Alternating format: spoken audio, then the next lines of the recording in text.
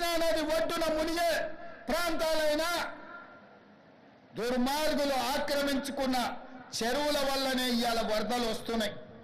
అందుకే హైడ్రాను ప్రారంభించినాం.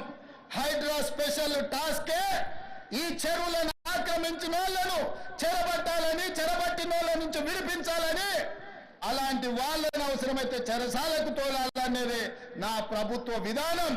అందులో ఎంత గొప్ప వ్యక్తులున్నా, ఎంత మహామహులున్నా వాళ్ళు చెరువులను వదలక తప్పదు. అందుకే ఈ వేదిక మీద నుంచి గొప్ప వ్యక్తులకు నేను విజ్ఞప్తి చేస్తున్నా, అయ్యా ఆక్రమించుకున్న చెరువులను మీరే వదలండి, గౌరవంగా పక్కకు తప్పుకోండి, నీటిపారుదల శాఖకు అప్పగించండి, మీకేం కావాలనో పోయి దూరంగా కట్టుకోండి.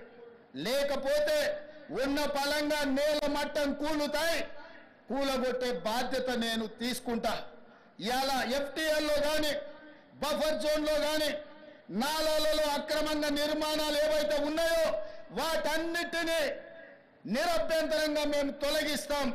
మీరు ఎక్కడికి వెళ్ళినా, మీరు తాత్కాలికంగా కోర్టుల నుంచి ఏమన్నా తెచ్చుకున్నా న్యాయస్థానాలలో కూడా కొట్లాడి ఆ స్టేలను వెకేట్ చేయించి మీరు ఆక్రమణలు తొలగిస్తాం.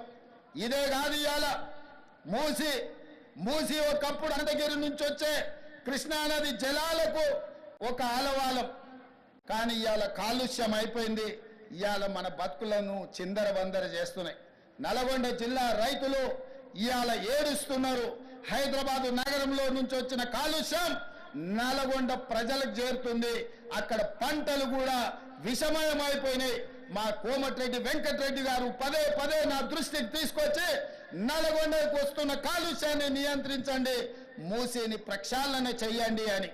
అందుకే కేంద్ర ప్రభుత్వ సహకారంతో మూసి ఆక్రమణలు తొలగించి మూసిని ప్రక్షాళన చేసి ఒక అద్భుతమైన మూసి రివర్ డెవలప్మెంట్ ఫ్రంట్ ను అభివృద్ధి చేసి పేదవాళ్ళకు అక్కడ వ్యాపారాలు చేసుకోవడానికి అవసరమైన అవకాశాలు కల్పిస్తాం. మరి ఇవాళ మూసి పరివాహక ప్రాంతంలో పేదలు ఆక్రమించుకొని ఉన్నారు. జిల్లాల నుంచి వచ్చి ఇల్లు కట్టుకొని ఉన్నారు.